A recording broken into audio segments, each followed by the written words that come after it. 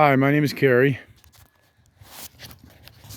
I'm Carrie, and I just acquired this Whirlpool gas dryer, and you can see here's a little window to take a look at the gas valve and see if it's burning properly, etc., etc.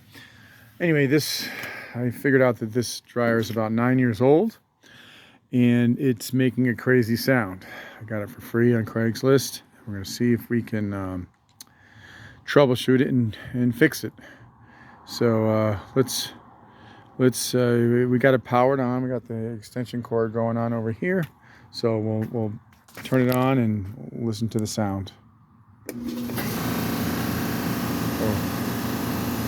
okay. Interesting.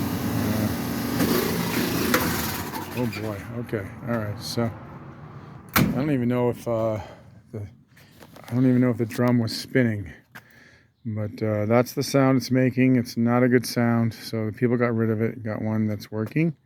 Gave me this one, so we're going to open it up, see if we can figure out where that sound is coming from.